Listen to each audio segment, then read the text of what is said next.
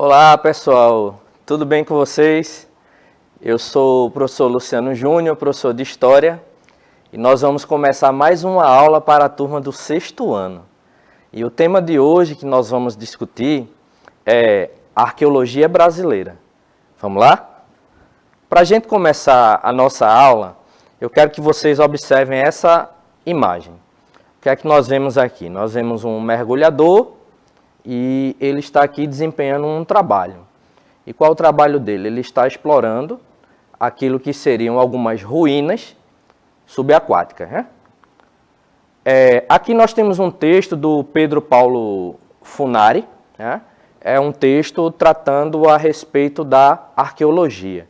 Então nós vamos ler aqui uma parte desse texto e depois nós vamos observar mais algumas questões. Há uma grande diversidade de sítios arqueológicos. Em cavernas encontramos pinturas nas paredes, vestígios de carvão, fogueiras e artefatos de pedra, chamados de líticos. Elas foram habitadas há dezenas de milhares de anos em cidades. Encontramos os restos de muros, telhas e cerâmica. As cidades existem há mais de 7.000 anos. Em fábricas antigas, muros podem estar em pé ainda e muitos restos podem ser encontrados como metais. Até debaixo d'água há sítios como navios afundados. Algumas cidades, como Alexandria no Egito, também ficaram com partes submersas. No campo, nem tudo é retirado. Muros ficam, mas muita coisa é levada para estudo no laboratório. Os objetos encontrados são registrados conforme os estratos ou camadas de solo. No próprio sítio arqueológico, os objetos costumam ser lavados e colocados em embalagens específicas, cada peça. Então, o Pedro Paulo Funari está descrevendo aqui mais ou menos, né, aquilo que a gente vê dentro de um trabalho de arqueologia. Mas aqui nós temos um exemplo de uma pintura, né, uma pintura que foi encontrada no Vale do Catimbau, que a gente vai falar sobre ele mais na frente. Mas observem a imagem, né? Então, nós temos uma pintura feita em uma parede de uma caverna, né? Mas, dentro dessa perspectiva, o que é que faz finalmente um arqueólogo? Aí quem vai responder isso para vocês não sou eu. Quem vai responder isso para vocês é a Tainã, uma professora arqueóloga que deu aqui um depoimento para a gente. Então presta atenção no que ela vai falar. Oi gente, meu nome é Tainã, eu sou arqueóloga e vim falar um pouquinho aqui com vocês sobre o ofício do arqueólogo. Primeiramente, eu queria dizer que a arqueologia é uma ciência que estuda os seres humanos no passado através da cultura material. Assim sendo, os arqueólogos não estudam os dinossauros, porque os dinossauros não conviveram com os seres humanos. A gente estuda, sim, os animais da megafauna, que existiram durante a Era do Gelo, né? Que acabou há mais ou menos 10, 12 mil anos atrás. Então, esses animais grandes, como mamute, tigre dente de sabre, preguiça gigante, a gente estuda assim. Mas os dinossauros não. O limite, né, a escala de tempo da arqueologia é exatamente o tempo humano. Então, desde quando o homem surgiu até os dias atuais, existe arqueologia que estuda o lixo que nós consumimos na nossa sociedade hoje. Então, o trabalho do arqueólogo também ele pode ser em várias áreas, né? A principal, que é a escavação, que é aquela onde a gente vai a campo, realiza a escavação com todo o rigor científico, todos os métodos que a gente aprende na faculdade, para recuperar os artefatos arqueológicos. É importante dizer que uma escavação destrói o sítio arqueológico. Ele nunca mais vai voltar a ser o que era antes. Então, esse trabalho ele deve ser feito por profissionais que registram exatamente a forma como estava o material para que esse material possa ser analisado por outros pesquisadores no futuro. Tem a escavação, aí tem a análise do laboratório, que é quando a gente leva todas essas informações para um laboratório e vai fazer a análise desse material e chegar às conclusões científicas e publicar. Tem também os arqueólogos que trabalham nos museus de arqueologia e etnologia, que é o meu caso agora, que eu trabalho no Museu de Arqueologia e Etnologia da Universidade Federal da Bahia. E aí, nesse caso, a gente trabalha extrovertendo esse conhecimento arqueológico para o grande público do museu, né? Então, assim, a gente pega esse conhecimento que foi gerado nas escavações e no laboratório e coloca numa linguagem acessível para ser consumido por todas as pessoas que visitam os museus. E também trabalha com a gestão dos acervos arqueológicos, porque todo esse material que é escavado e vai para o laboratório, ele precisa ser armazenado e ficar disponibilizado, salvaguardado também, né, cuidado para que não se destrua, e ficar disponibilizado para futuras pesquisas. Esse trabalho também é feito dentro. Ok, então nós vimos aqui o depoimento, né, da professora, da arqueóloga, né, Tainã, e desde já lembrando que nós estamos aqui com a presença, né, do nosso professor Henrique Nelson, que também é professor de História. Aí eu já vou começar lhe envolvendo na discussão, professor. E aí, a partir do vídeo, né, que nós vimos da Tainã, qual seria o papel do arqueólogo? Professor Luciano, prazer estar participando aqui da aula, gente, tudo bom? Olha só, no vídeo a gente acompanhou, né, quanto as funções do arqueólogo elas são diversas, né? Então, desde do processo que a gente chama de prospecção, né, de encontrar os sítios arqueológicos para realizar os estudos, o trabalho de escavação, de conservação do material. Então, é um trabalho muito diverso e que é muito importante, sobretudo quando se trata da cultura material, né? Porque nós, da história, né, a gente trabalha sobretudo hoje em dia com as fontes diversas, mas a gente trabalha sobretudo com as fontes escritas, né, a partir do período histórico. Os arqueólogos trabalham muito com os vestígios materiais, ou seja, são vestígios de um passado ainda mais distante, frequentemente, ou até mais recente, período colonial, ou até uma arqueologia contemporânea, né? E aí estão decifrando, entendendo, né, conhecendo um pouco mais sobre os costumes dos seres humanos, as práticas sociais, uma diversidade de temas. E é muito importante, né, esse estudo da arqueologia para a gente conhecer um pouco mais sobre nossas práticas, né? Então, acho que é um campo de conhecimento fundamental para a gente. E dentro dessa perspectiva, vale a gente ressaltar também o seguinte, né? Logo no início do vídeo, ela fala, né, que o arqueólogo ele não vai estudar os dinossauros, né? Quando eu era criança, eu tinha aquele desejo, professor, de me tornar arqueólogo, porque eu assistia aqueles filmes, né? Filmes clássicos, como, por exemplo, do Indiana Jones, né? Assistia filmes como Os Caçadores da Arca Perdida, aquela coisa toda. E dentro dessa perspectiva, o que é que acontecia? Eu tinha essa vontade, eu digo, eu vou me formar e vou estudar sobre dinossauros, aquela coisa toda. Mas, na realidade, o profissional que vai trabalhar pesquisando aí sobre os dinossauros, como a Tainã colocou, não é o arqueólogo, mas o paleontólogo, né? O arqueólogo ele vai estudar até animais pré-históricos, mas não esses animais que não conviveram, né, com os seres humanos, ok? Então vamos para o objetivo da nossa aula, feita essa introdução, vamos tentar entender o papel da arqueologia e a importância da arte rupestre e analisar o acervo de alguns sítios arqueológicos do Brasil. Então, para a gente começar, vamos tentar entender aqui o que são os chamados sítios arqueológicos, né? O que seriam esses sítios arqueológicos? Que tem uma atividade, né? Eles dão ao arqueólogo, por exemplo, né, a sua função, né, social. O arqueólogo ele trabalha dentro desses sítios, né? Ele vai atuar nesses campos, né, de pesquisa que são os sítios arqueológicos. Mas o que seria o sítio arqueológico? Então a gente colocou aqui, ó, um local onde foram encontrados vestígios de ocupação humana, seja essa ocupação antiga ou recente. Em outras palavras, o sítio é um local ali onde já conviveu, né, onde já conviveram seres humanos e eles deixam naquele local vestígios e o profissional, né, da arqueologia, o arqueólogo, ele vai lá e tenta resgatar, a partir daqueles vestígios encontrados, um pouco da história daquele povo que viveu naquela área, seja num período mais recente ou seja num período mais distante. Outra questão é que esses sítios eles podem ser divididos em alguns tipos. Tá? Então nós temos, por exemplo, os sítios históricos coloniais, que eles vão se caracterizar muito mais pela existência, né, de uma estrutura ou construção ou pelo entorno da importância histórica e cultural das sociedades viventes, né? Então a gente cita aqui alguns exemplos, por exemplo, fazendas, quilombos, né? Igrejas, praças, casarões, castelos, cemitérios.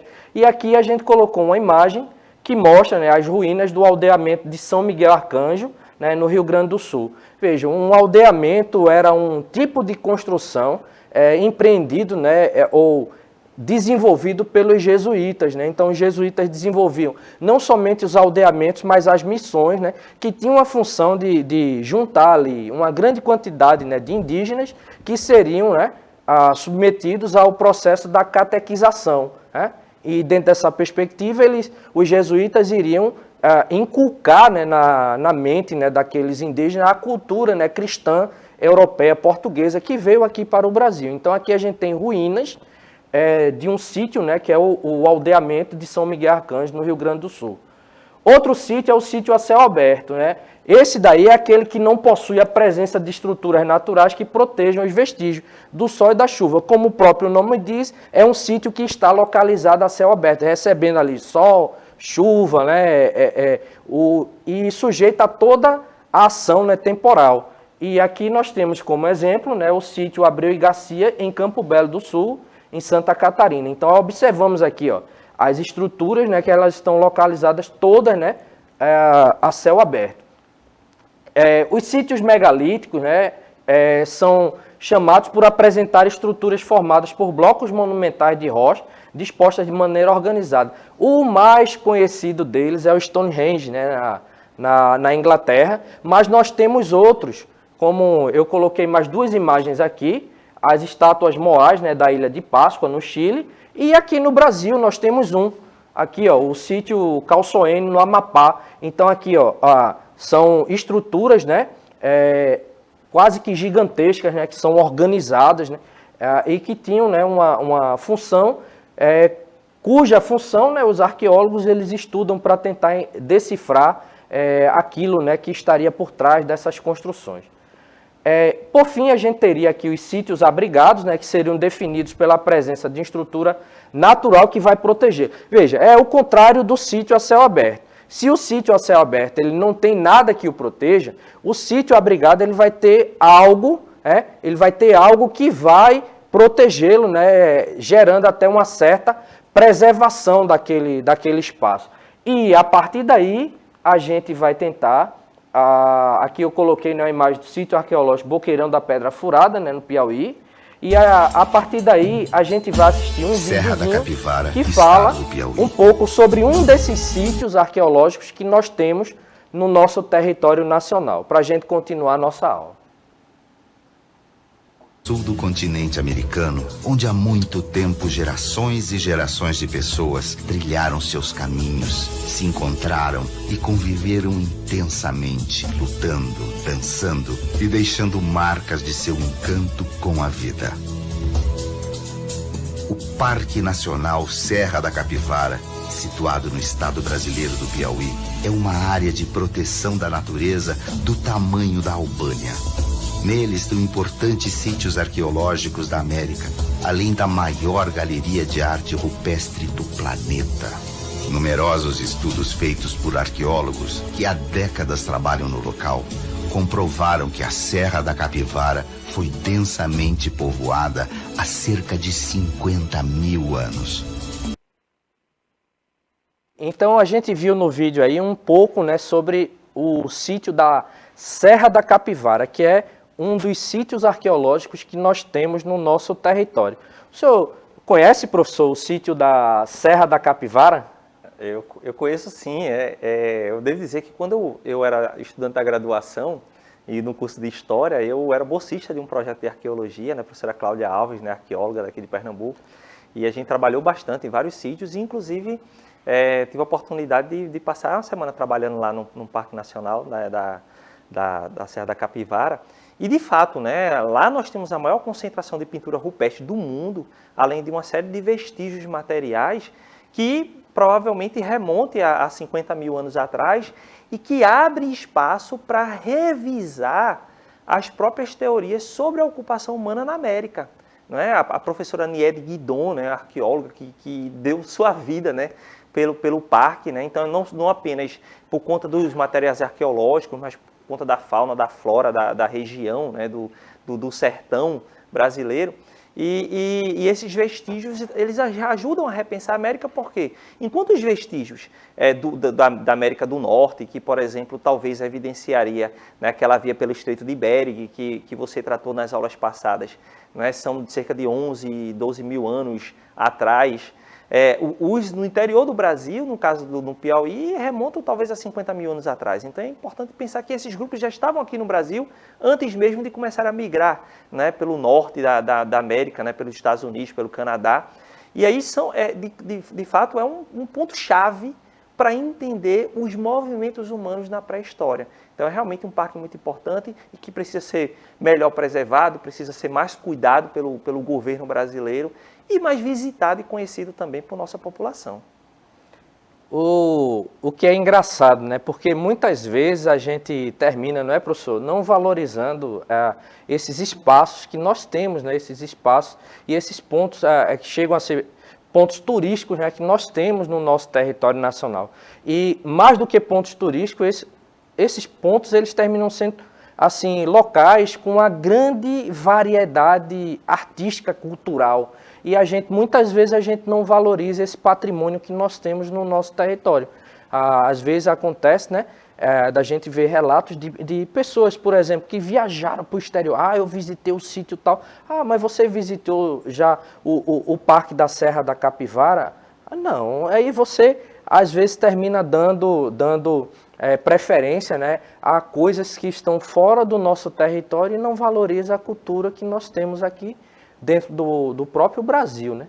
E o Brasil, ele tem, não é, professor, uma grande quantidade de pontos, né, turísticos, né, uma grande quantidade de pontos, de sítios históricos, né, para a gente visitar. Pois é, e aí a gente pode começar até pelo Recife mesmo, né? Você estava falando há pouco dos sítios arqueológicos, diversas categorias. Na Praça do Arsenal mesmo, ali em frente, a gente encontra um sítio histórico que é de um baluarte, né? Que era uma parte de uma fortificação do período holandês, que está aberto para visitação. As pessoas podem lá, né, visualizar. No caso da Serra da Capivara, ou mais à frente, o que a gente vai ver, né, aqui em Pernambuco também, do Catimbau, né, são vestígios que remontam à pré-história humana, né, são vestígios que vão de 50 mil anos a 9, 10 mil anos atrás, né, que não apenas das pinturas rupestres, dos outros materiais arqueológicos que estão lá, mas assim, é uma forma da gente poder conhecer um pouco mais sobre a história da humanidade, sobre nossa história, lidar com a cultura local, afinal de contas também é um lugar onde as pessoas estão produzindo cultura na atualidade, né? Os vestígios, inclusive tem um artesanato bem interessante que você mostrou nas últimas aulas, né? Que tentam trazer um pouco dessas pinturas rupestres, né? Então é realmente muito interessante e vale a pena a gente conhecer e estar atento, né? Começar pelo nosso lugar aqui, o Recife. É isso. E assim, sobre o Parque da Serra da Capivara, o vídeo que a gente viu há um pouco tempo atrás, ele mostra, né? Aqui a gente condensou, né, a informação de que o parque ele tem a maior e mais antiga concentração de sítios pré-históricos da América. E que estudos científicos, né, confirmam que a cadeia montanhosa de Capivara era densamente povoada na era pré-colombiana, ou seja, antes da chegada de Cristóvão Colombo à América, essa região da Serra da Capivara já era densamente povoada, então já existia uma grande quantidade de habitantes nesse território. Então, a outra questão é que o Parque Nacional da Serra da Capivara é um local de conservação arqueológica com uma grande riqueza de vestígios, né, que se conservam durante milênios. Aqui a gente tem um mapa, né, que mostra, né, a região onde a gente tem lá no estado, né, do Piauí, o Parque Nacional da Serra da Capivara, né? Então, para quem tiver a oportunidade de visitar o estado do Piauí e tiver a oportunidade, não deixe de visitar o território, porque vai aprender bastante, vai ver uma grande quantidade, né, de pinturas, né? Pinturas como, deixa eu passar, como essa daqui. Aqui nós temos algumas pinturas rupestres, né, que estão lá no sítio, né, do Parque da Serra da Capivara, né? a gente vai tratar mais especificamente, né, sobre essas pinturas, vai tentar dizer aqui mais ou menos como é que a gente poderia interpretar essas imagens. Aqui acredita-se, né, que a gente teria aqui a pintura, né, de um ritual, né, de punição, professor. Aqui a gente teria, né, alguns desses homens pré-históricos, né, punindo, né, alguns outros, né, talvez tenham feito alguma coisa assim não tão legal e terminaram, né, contando com a punição. Mas a gente tem aqui também o Vale do Catimbau, e esse fica aqui no estado de Pernambuco. O Vale do Catimbau, o Parque Nacional do Catimbau, né, é um parque nacional brasileiro do estado de Pernambuco. A gente registrou aqui, é do estado de Pernambuco. Então, se você não tem condições de ir à Serra da Capivara, você pode ir ao interior do estado de Pernambuco visitar o Vale do Catimbau, né? Criado em 22 de agosto de 2002, abrange municípios de Buíque, Ibimirim, Sertânia, Tupanatinga, entre o Agreste e o Sertão de Pernambuco. Aqui, ó, o mapa, aqui a gente tem o estado de Pernambuco, né? Estado de Pernambuco, e aqui, ó, Arco Verde, Buíque, aí a gente tem Tupanatinga, Ibimirim, e aqui, ó, está o Vale do Catimbau. Eu já visitei esse parque uma vez, trabalhava inclusive em uma outra escola, né, e a gente realizou uma excursão com os alunos dessa escola para o parque, né, do Vale do Catimbau. E a gente tem uma grande quantidade de trilhas, né, professor, que podem ser feitas naquela região. E a recomendação é somente que você, indo para lá, leve um tênis bom, né, porque o calor, às vezes, é tão grande, né, que a gente teve relatos, né, de colegas que foram e o solado do tênis ele terminou derretendo. Né? Bom, os carros à parte, o Vale do Catimbau é também muito interessante, porque assim, quando a gente pensa o Vale do Catimbau aqui em Pernambuco, né, a Serra da Capivara no Piauí e o do Seridó no Rio Grande do Norte, né, eles ajudam a pensar essas rotas, né, dos seres humanos muito antes mesmo da chegada dos europeus aqui, né, nesse sonhar, porque a gente está falando de milhares de anos atrás e que talvez, né, se esses grupos tivessem chegado, por exemplo, no Oceano Atlântico, teriam migrado, talvez seguindo rotas como do Rio São Francisco, né, adentrando o sertão, e em um momento em que, inclusive, as condições climáticas da região do sertão fossem diferentes, né? Então, é preciso a gente estar pensando por que aquela região era tão ocupada. No caso do Vale do Catimbau, nós temos lá pinturas rupestres que remontam a 9.000 anos atrás. Então, como o professor Luciano disse, aqui pertinho, né? Muitas vezes a gente fala de pintura rupestre, parece uma coisa tão distante, mas nós temos, além de outras pinturas, né, no Agreste de Pernambuco, mas no caso do Vale do Catimbau, existe uma concentração muito grande, e não só, né, de material arqueológico, de pinturas rupestres, mas também é um parque onde há um trabalho de preservação, né, da vegetação, né, e há inclusive também uma paisagem muito bonita, e também existem grupos indígenas que vivem na região, né, eu destaco os Capinauá, né, inclusive o guia que eu trabalho frequentemente quando eu vou lá é um Capinauá, o Márcio, né, e a gente está sempre realizando um trabalho lá que é muito bacana. E dentro dessa perspectiva, né, que o professor comentou, vale lembrar que o Vale do Catimbau é uma zona de preservação da vegetação de caatinga. Então, ele não é somente um parque, né, arqueológico para visitação de turistas para contemplarem essa arte rupestre. Não, é toda uma zona de preservação de vegetação de caatinga, que faz parte, né, da vegetação, né, do ecossistema, né, do nosso estado. Então aqui nós temos algumas imagens, né, do Vale do Catimbau, né, ali ó, a extensão, né, de todo o vale. Aqui uma das cavernas, né, onde a gente encontra resquícios, né, vestígios, né, arqueológicos aí, por meio das pinturas, né, que são encontradas, ó, aqui, ó, mais pinturas, né, rupestres que são encontradas nessa região. Mas como é que a gente interpretaria essas pinturas, né? Eu listei aqui 4 formas possíveis, né, de interpretação dessas pinturas, para a gente conduzir para encerrar a nossa aula de hoje. Então, a primeira possível análise, né, de interpretação dessas pinturas seria a ideia da arte pela arte. O que seria isso?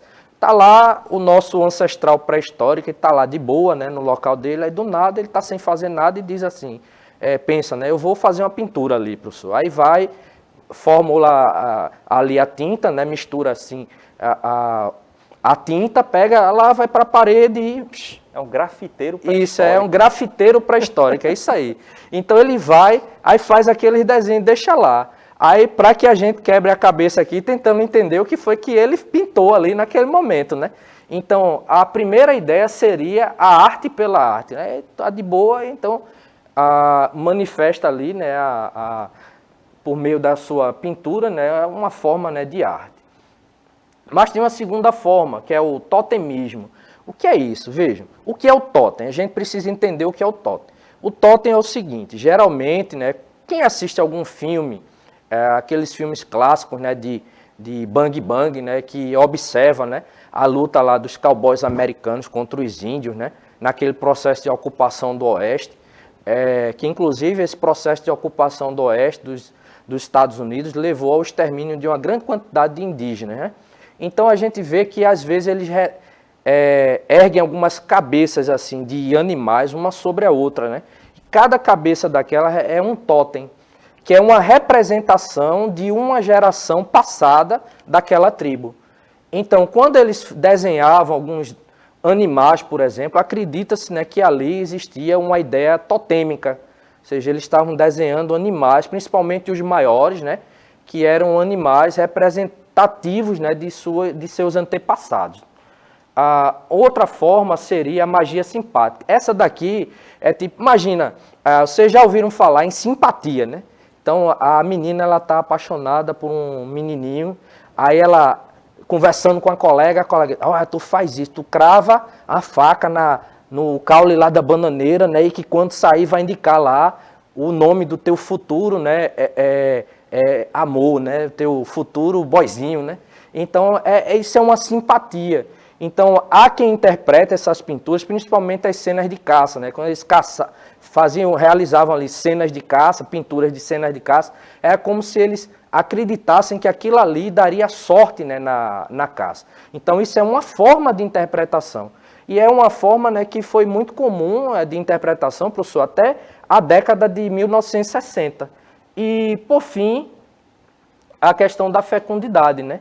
Que ela vai dentro dessa perspectiva da magia simpática, né, mas era tida ali como pinturas, né, que iriam contribuir para melhorar a fecundidade, né, daquele grupo ali.